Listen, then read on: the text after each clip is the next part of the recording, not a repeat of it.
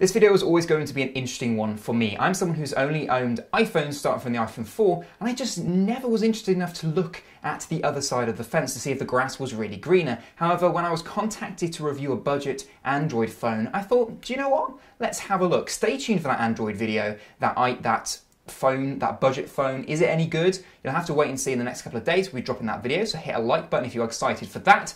But without further ado, let's roll the intro and let's dive straight into this Android video.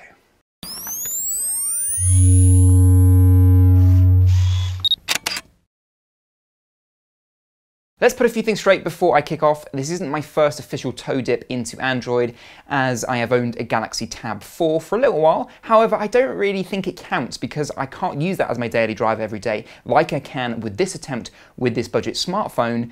So take that into consideration, and also I won't be judging anything that is related to the fact that it's a budget smartphone. I'm judging the OS alone, so yeah, that's a few things straight before we get into the nitty-gritty details. Talking of OS, unfortunately the only version of Android I managed to try out during my test was KitKat. No, not this KitKat. It's a real shame, as I was excited to try out the brand new Android operating system, Lollipop. Ow! Maybe I'm not so keen on the Lollipop idea after all.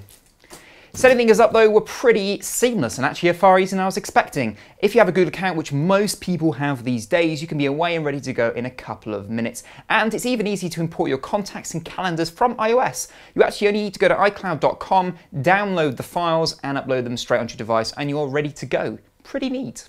Most of the apps I use on a daily basis are all on Android, so that's really not a worry. You've got your Twitter, Facebook, Spotify. Talking about Twitter, I did actually find the Android app to not be as intuitive or well designed as the iOS one. Not something that I'm particularly complaining about, but I just find it a little bit odd that one would be better than the other on different platforms. I just don't understand why they don't make them pretty much the same. Talk about that as well, Spotify seemed to be better on Android. I really like the way they made the artwork full phone size on the lock screen rather than being restricted by Apple's tiny little box on your lock screen. I just felt it made your listening experience a little bit better. I don't really know, it's something I'm being a little bit weird about, but I quite liked it anyway, so I thought I'd share that with you. Talking about things that people take more control of, namely Apple, I like Apple's control on notifications because I found I was using Android, I'd turn my phone off for a little bit of time, I'd turn it back on again, and even though if I dealt with those notifications on different devices, it would still decide to spam me with them. Several times I'd have to put my phone on the side for a couple of minutes just to leave it vibrate itself to misery before I could use it again. It would honestly lock up, I just couldn't use it. That's something I haven't experienced before, and I just find it a little bit strange why it doesn't update so that if you've answered your Facebook notifications, you turn your device on, Facebook doesn't then give you the notifications you've had over the past 2 days. Obviously, if you use your phone every day, it might not be such a big issue, but as someone who was switching between devices and then I went back on to check a few things, it's a little bit of a pain in the backside. While we're talking about the negatives, I want to talk about how fragmented the update system is. It's something that I know a lot of people are aware about, however, it's something that I just really can't get a grip, especially as someone who's very tech savvy and wants the latest and greatest things. Being stuck on an operating system which you then can't update to the latest and newest one, even if you've got a brand new phone, I find really frustrating. I'd like to be able to update and continue to support that phone out of, let's say, a 2-year contract that I might own a normal phone. That's something that annoys me. I know some people who aren't as tech savvy as me and want the next best thing. A lot of people probably won't bother about it or be really that interested in updating all the time, but for me, I think it's quite an important thing.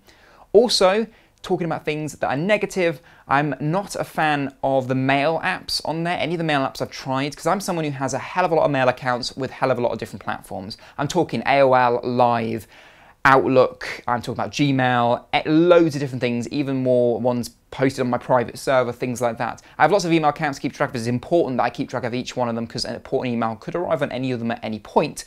And I found myself keep going back to my iPhone just to keep track of my emails because I had such a hassle moving it over. Maybe it was something I was doing wrong, but I find if I struggle with it, then how many other people who aren't that tech savvy might struggle with it as well. While I'm on a bit of a rant, I'm sorry, YouTube only supporting 360p on the device I was using, even though the screen is a high resolution.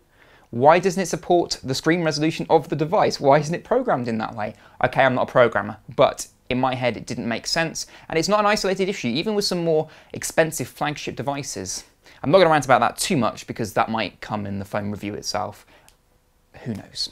So back on the positives, day to day, using the OS was fine. I could do things just as I'd normally would, not many issues there at all. And also I quite enjoyed messing around with all the different customization things that were available, from different keyboards to putting a Doctor Who TARDIS on your lock screen that you could play around with your finger and disappear at a touch of a button. Were all really gimmicky, but quite fun at the same time. And that's really what makes Android stand out above all the other operating systems that are out there. You can really make them what you want to get out of the experience. If you're someone who isn't very techy and just wants the out-of-the-box experience as the device was intended, you can use that and that's fine. But if you're someone who wants to make the phone a part of who you are and personalize it and put, you know, Star Wars characters on there or a cute kitten or anything like that, you can do that. That's something you can't do with iOS. You are very limited to what Apple say you should have on that device, which some people like the simplicity of, and some people don't like the fact that you can't customize that. So that is really what makes Android great. And I think that's really where I'm going to wrap things up. I could talk about the differences and experiences for quite some time,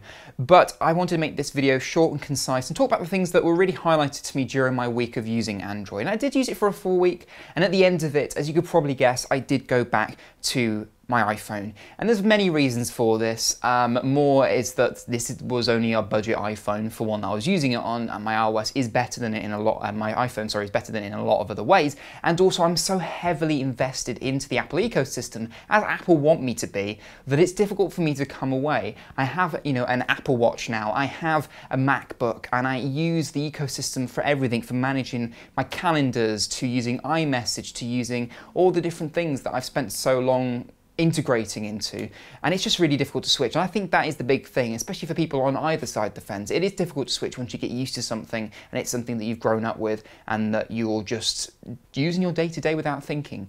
So that is where I'm going to leave it. I have massive respect for people who use Android, who sit on the other side of the fence and say that Android is an awesome platform, as it is an awesome platform. The freedom to do what you want really pushes things forward in the industry. It really makes developers want to push the boundaries and bring features to phones, you know, like the iPhone in later years. So I'm not going to switch to Android, as you have guessed from this video, but I'll wait for the features to come to iPhone at some point.